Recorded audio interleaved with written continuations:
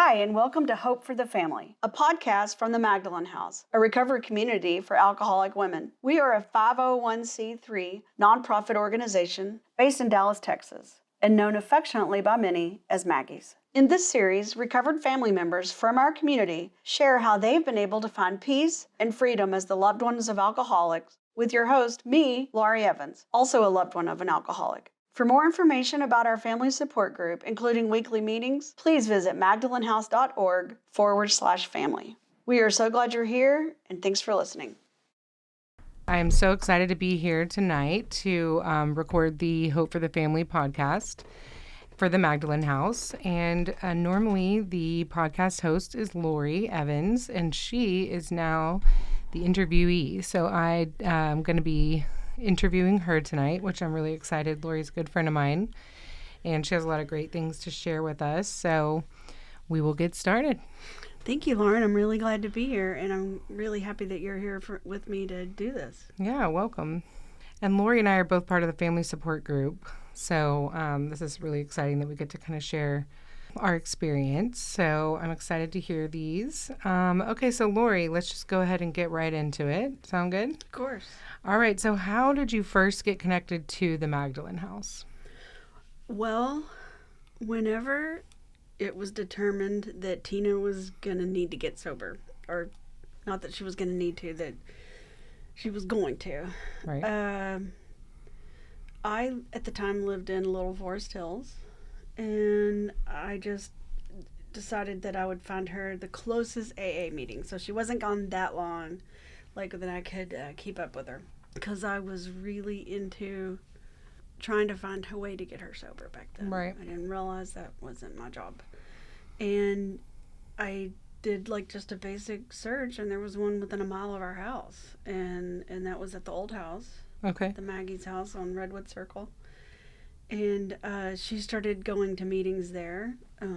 She was not sober, and she ended up finally, after she went for months and months of meetings there and talking to people, she finally decided that it was, with a little help from me and her ex-husband, that it was time for her to go to Maggie's. And so when she went there, we didn't have a family support group. This was over 11 years ago. Yeah. And I was really, really scared, because I felt like it was my responsibility not only to get her sober, but to keep her sober, which could not have been further from the truth. So I just started hanging out at Maggie's, trying to figure out, I'd go to visit her. And then, of course, she never stopped coming back after she got out. And I would just go with her and talk to people, and that was the way I originally got associated with it. And they didn't have a Maggie's family support at the time? They did not. Interesting. All right, well, thank you. So if you can briefly describe your journey with the 12 steps and your current situation. Is your loved one currently in recovery or not? So after she got sober, everybody goes to, everybody that her sponsors, they go to their home group. And I, again, I was really sick back then, and I started going with her to her AA meetings. And I also bought a book, or I think she bought a book for me, but I got it because I wanted to make sure that she was doing everything in it that she was supposed to do. And I was going to her AA meetings, and when we'd walk in, I would kind of hear the Al-Anon room as we walked by, and everybody was laughing, and there was a lot of levity, and I didn't understand how that could possibly be. I was like, those people must be crazy, because I don't have time to laugh. I don't have time to not think of anything but how am I going to keep her sober, right? I barely had time to work, and this was all just something that, that I'd made up because it wasn't my job, and I found that out later. But so about the third or fourth time I walked by there and the people were laughing, I went into the big room with her, and I was like, hey, I think I'm going to go to the Al-Anon meeting tonight. She was like, okay. She was really glad to get rid of me. And I went in there, and I was angry because I didn't think I needed to go to a group. Right. I didn't think anything was wrong with me. And But it turns out that I have the exact same disease that she does. I just don't have the body of an alcoholic. So I can have a drink and not think about another one until the next time I have a drink, and which could be days or months or weeks. But so I went into that room and I was really angry because I was like, what am I doing here? But something just told me to go there, and I think I met you that night. I met several other people, and that all wanted to help me, and I ended up, finding a sponsor and going through the 12 steps. And as a result of the 12 steps, I had a spiritual awakening, and now I have this burning desire, and I can't explain it any other way, but a burning desire to help as many other people as I can, because I have found relief of not worrying about her, but not trying to control her, not trying to worry if she's at home right now drinking, which if she is, she is, but I doubt she is, because the bottom line is I now have a higher power that I trust and rely on, and whatever that plan is, I'm going to go with. That you connected, how did you connect with the higher power through the 12 steps? It was the spiritual awakening that I had, and with the guidance of a sponsor that put my hand in the hand of God's. And I realized rather quickly that, I'd always gone to church and I'd always prayed and things like that, but there is a huge difference in going to church and believing in God, which is my higher power, and obviously it doesn't have to be. But there's a big difference in believing in God and trusting and relying on God, where you just kind of have a lot more time on your hands now, because you don't have to all the things that I was worried about, like where is she, what's she doing, is she sober, is she gonna hurt somebody, is someone gonna hurt her, all the things that I thought I had to worry about, I don't, because God, his plan isn't, I can't even quantify the number of how much bigger his plan is than mine. Yeah, that's awesome. I also worked the steps through Al-Anon, and I remember I wasn't connected to God before working the steps, and I thought it was really great that it had the openness of, it said higher power, and it was your understanding of God, and so it left it really open for me. So I was, as long as, like my sponsor said, if you're not God, are you? And I'm like, well, no. And she's just like, well, okay, then just leave it at that, and we'll work the steps, and that's how I found a higher power. So I think it's really awesome, and the steps really leave that to where, after you do your inventory and everything, you really learn a lot about yourself, and then you start letting God take over. So it's really great. Yeah, it's a relief for sure. Well, thank you for sharing. And the sponsorship helps a lot when you disconnect. Your sponsor can help you reconnect to God. So yeah. All right. And is your loved one currently in recovery? She is. She's been sober 10 plus years. Oh, that's amazing. Congratulations. All right. So have you been with your loved one as they have relapsed? I have not. She's as people say, a one and done.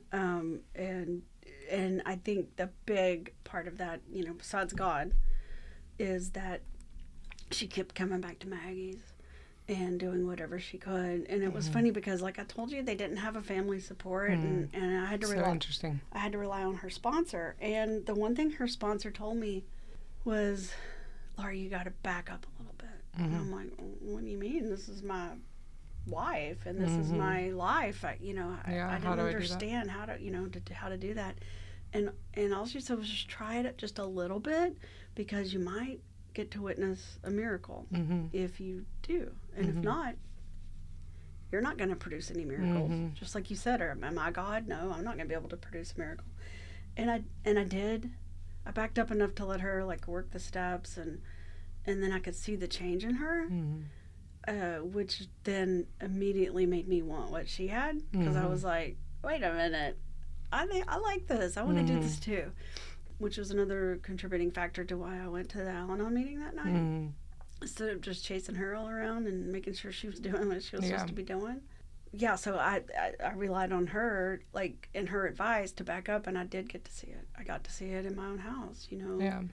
God removed her obsession for alcohol, and I could go home tonight and have a glass of wine, and it would not occur to her to want that, even if someone is drinking in front of her. Yeah.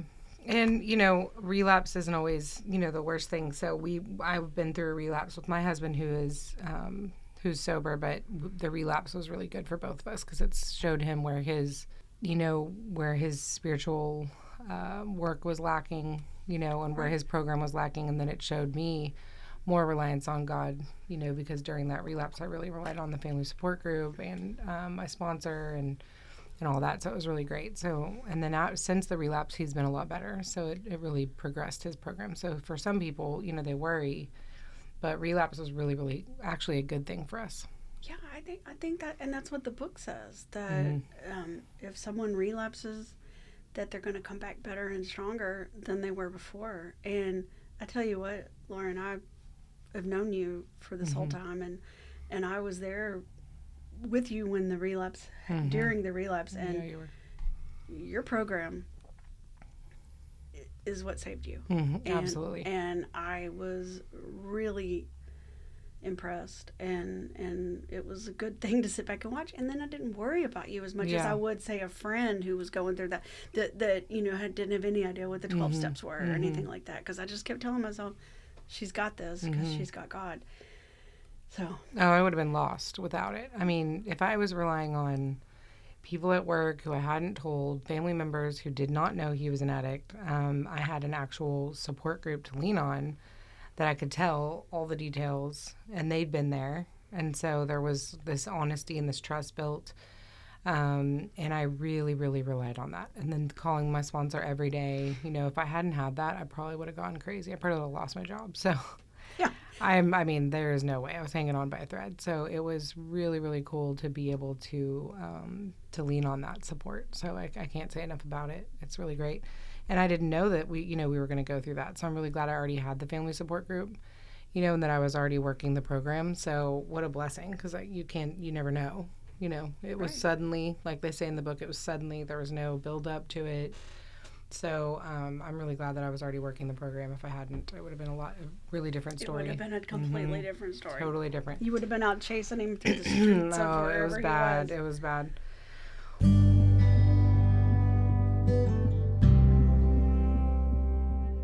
Are you a loved one of an alcoholic? Our family support group serves as a community for friends, loved ones, and family members of alcoholics to learn about alcoholism, understand how to help an alcoholic, and experience an improved quality of life regardless of the alcoholic's recovery. We have weekly support meetings that meet virtually and in person, as well as a monthly speaker meeting. To find out more about our family support group, visit magdalenhouse.org/family. Okay, so what did your family dynamic look like before your loved one's recovery versus what it looks like now? Well, okay, yeah, Tina and I have been together for 13 years. Okay. So there was a couple of years in there when she was drinking. Yeah. When I met her, she was recently divorced with 2 kids. 7 and 8, I think, was there. Okay. And it's funny because, like, our daughter was just kind of like, she just left Tina alone. She didn't really have a strong relationship with her at the time. Now you can't pull them apart. Like, they talk every day. It's just good. Amazing to see. That's cool. And I know that's probably the next question, so I won't go into that. But and then the son was just. He was just a sweet little boy that was always there, and he really cared, and it wasn't easy. They didn't understand. I mean, it's hard for a family, and I didn't understand. It's hard for a family to understand that her drinking didn't have anything to do with us, and she could not get sober for us, and it wasn't even an option. Yeah, wasn't about love. Yeah, it wasn't about love. Love was not enough. To save her, and it wasn't easy. It was hard because you never knew what the day was going to bring. And I remember when we first started, dating, she said, "I have to tell you something, and it might be a deal breaker." And I'm like, "Well, what's that?" And she was like, "Well, I drink." I was like, "Me too. I work in advertising. I drink a lot." And she was like, "I mean, I drink every day." And I was like, "Okay, I could probably do that if that's what we need to do." And I did try to keep up with her for a little while. Yeah. until my doctor was like, your blood is, it was like a blood test that I had to take for my physical, and they were like, you're drinking too much. I'm like, oh, okay, I didn't know.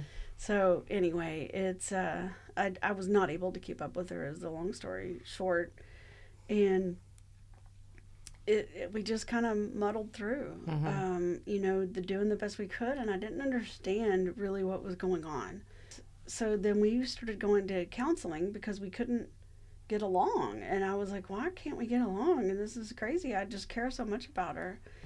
And the counselor, after I think the first meeting, said, I just want to meet with Tina, by herself. And so I was like, okay. And I didn't know why, but I was like kind of glad. I was like, maybe the counselor's going to tell her she needs to act better, And it was a couple weeks later, she goes, well, Dr.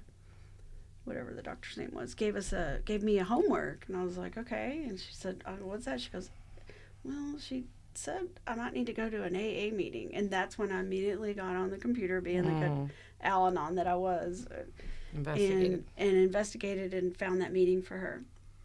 And so then, the rest is history. She's, been at Maggie's this whole time, and does so much for Maggie's, and I'm always so proud to see all the women that she helps. It's amazing. And so we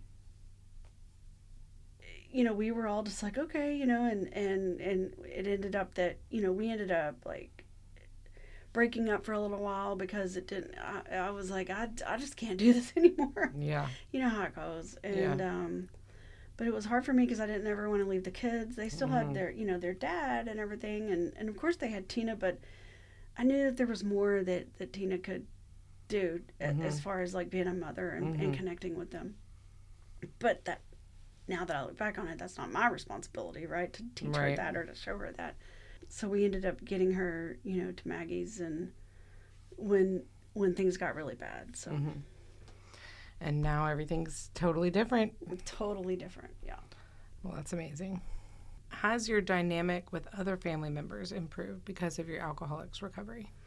Yeah, so then as far as, like the kids and like I said, now it's so amazing to see her with her kids, and she was able to, recapture that since she's been sober for, 11 years now, or close to 11. She was able to start right away rebuilding that relationship with them, and it was amazing, to see that. And I love every minute whenever, like, she'll be walking around the house with her headphones on or whatever in her ear, and she'll be like, I'm talking to Ryan, and she'll be, and it's just funny because, like, they just talk for hours on the phone, and he tells her everything, like, today I went to this class and I did this, and my girlfriend this, and I'm just like, this is so awesome. And it's just so good to see. And then as far as the other family members for me, we'll always have that trauma bond, especially me and Ryan. Megan didn't really participate very much in it, but Ryan and I have a bond that we, because he was older. He was a year older than Megan, and we went through it together. So now, we'll always have that. But then also we're closer now because I've been through the 12 steps, and I'm closer to the kid's dad. We go on vacation with him. That's cool. And it's really, we're just kind of like this modern little family. It's unique. Yeah, and we, do things together. We have obviously birthdays together, and we'll go to visit them at college together and things like that. And that's so great. Yeah, everything has changed because of that. That's amazing. That's so cool. Especially with the ex. That's really rare. You don't hear about that a lot. He's the best dad. That's so great. Ever is, yeah. That's so awesome. What part has family support at the Magdalen House had in your life, and how has it helped you in your relationship with your loved one? Well, it takes me out of my mind. Like, whenever if I sit at home too much, I'm going to get wrapped up in everything that's going on with her. And so it kind of helps me step out, and it gives me a chance, with that desire I have to help people, it gives me a chance to help people. But mainly, I think I've talked to you about this before, but it's kind of like what you said. We have kind of like a tribe, and it's somebody that we know has been through exactly what we've been through. So if I need to talk to somebody, I can call you, Mm-hmm. even though you're not my sponsor, Mm-hmm. or I can call my sponsor. Mm-hmm. But when we talk, it's just, and it's the same with all the other family support members, Mm-hmm. because we formed this bond that will always, just by default be there for each other. Mm-hmm. And it is amazing, because one of the pieces of advice you gave me when I was first struggling, with Tina getting sober, was don't talk to your work friends about Mm-hmm. Tina, because they're not going to understand. Mm-hmm. And then Sure. when everything's good, it's going to be, Mm-hmm. what happened to you? Yeah. You Yeah. crazy lady. And so I felt like that was really good advice, to talk to people that understand Yeah. what I've been through and what I'm going through. And we just will always have that bond. Yeah, for sure. And then you have at the Magdalen House, in the family support group, you have that depth and weight with the other people in the group, so we've all kind of been through the same thing. So it's not this weird thing to talk about, or it's not like we've all been through it. Yeah, and So- it's not weird. It's like I can tell you, oh, hey, I'm not having a great day, and you're going to be like, first thing you're going to do is say, what's going on, and Yeah. and understand from the beginning, where I'm not going to have to start at the very beginning of the story. Right. We're We always- get to help we get to really be helpful to other people too. So we get out of ourselves, so I feel like somebody calls the second I'm having a day where I really am struggling, I'll have somebody call and I'll end up being helpful to them, and it takes me out of, my stuff, and it's really designed that way. So it's really cool. Yeah, I had this lady the other day that called, and she was like, Laurie? And I was like, yes, this is Laurie. How can I help you? Yeah. Just like that. And they were like, well, I got your number from the Magdalen House. I go, oh my gosh, I'm so sorry. I thought you were like a salesperson that was trying to sell me something. And anyways, it's funny. It cool. immediately took me out of everything. Yeah, it will. There are many stigmas around alcoholism. So what did you learn at Maggie's that helped you to better understand alcoholism as a disease? Well, that's the thing, that's the first thing, is that I learned that it is a disease. I remember the first time I went to go visit Tina when she was in Maggie's, and she met me at the door, and this was at the old house, and they could pretty much walk around the whole house because I wasn't that big. And so she met me at the door. I was going to visit her, and she had tears in her eyes, and I was like, hey, are you okay? What's wrong? And she said, Laurie, it's a disease. And I was like, okay. And she said, I'm not a terrible person. I was like, okay, babe. And she said, it's a disease. And I just remember from that moment on, so much relief, because a disease can most of the time be cured, right? So I didn't know. And then I was like, well, I can help cure this, because at the time, even though, as we talked about, I'm not God, I felt like I had a lot of God things to do, right? Because I wasn't trusting and relying back then. Right. And so that was the first thing, that it taught me that it was a disease. And then just the fact that I get to spread that message, and every week, either online or in person, draw that out, just like in the doctor's opinion, like this Show is how them it's a disease, and this is how my disease is the exact same thing, except that I can have a drink and then go home. Your body's different. My body doesn't manifest as an allergy to me. Right. And I can process and metabolize the alcohol. Right. So there's so many things, that I've learned here. I love to listen to the podcast and the speakers and the alcoholic speakers. I love to hear people's stories. They're all so different, but also the same. Yeah. And those are great resources. Yeah, it really is. And it helps me a lot in my day-to-day living as well, just like the 12 steps do. Now I can go to Target and I don't knock people down when I'm pushing my cart down the aisle. Yeah.